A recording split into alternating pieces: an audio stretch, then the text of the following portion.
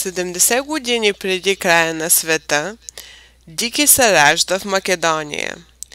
Израства в артистична обстановка в Пловдив, на върха на тепето в Стария град.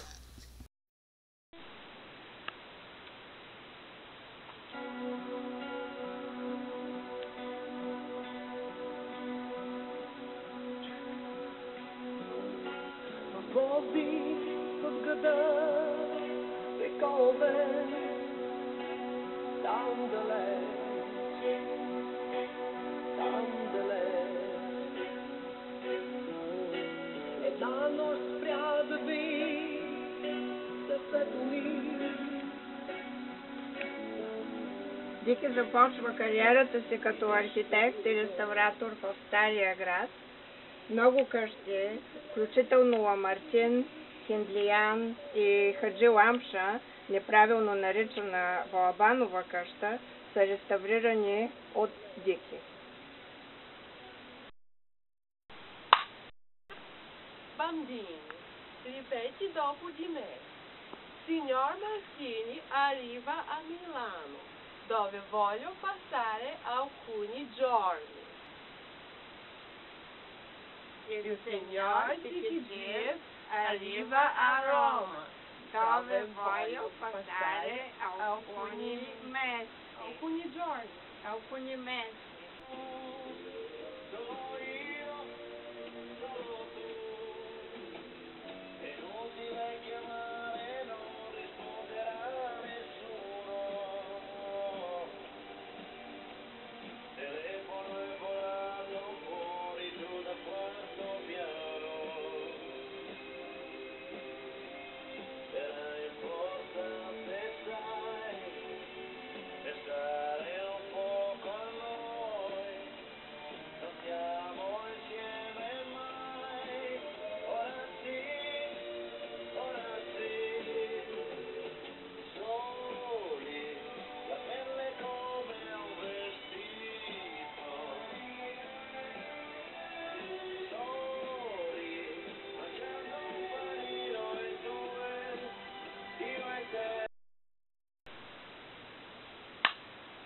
През 77 Дики се запознава с една млада стажантка, за която се оженва при първа възможност.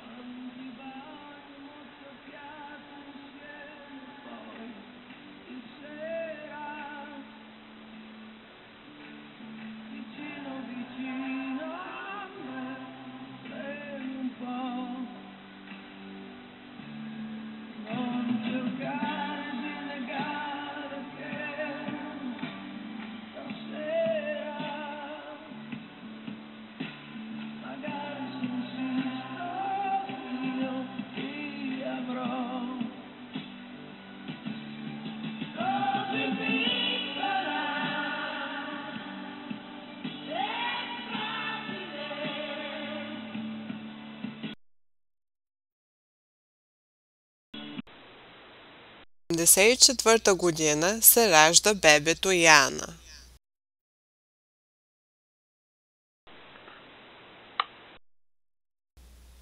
Дики напуска България в 1985 година и пристига в Етиопия през 1978.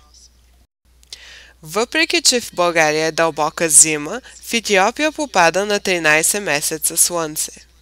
Етиопия е родината на кафето и Дики бива посветен в тайнствата на кафяната церемония.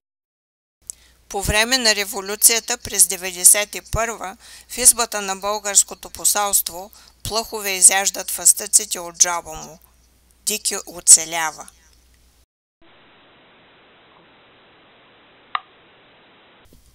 Веднъж пътувайки през Египет, Дики попада в института по папирус, където му задават много странен въпрос.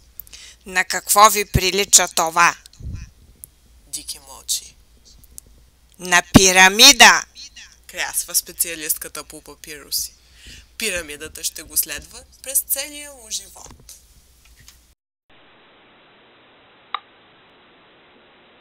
През 1991 година Дики е първия българин, който отива да работи в тайнственото кралство Бутан, в Хималайските дебри.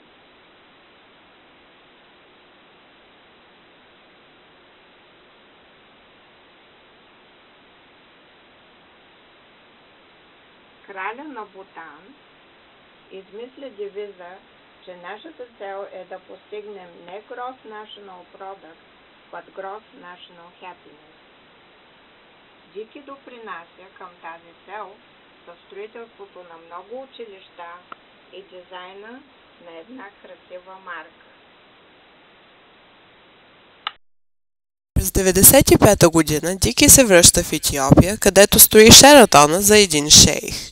Живее в българското посолство с 2 кучета, 7 костенурки и 12 на прилепчета.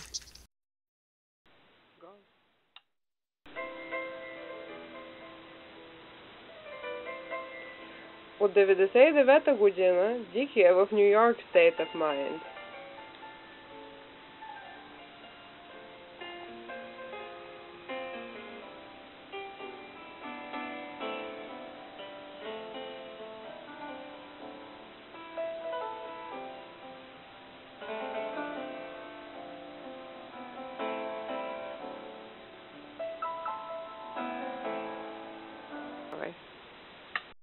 Live from New York, happy birthday!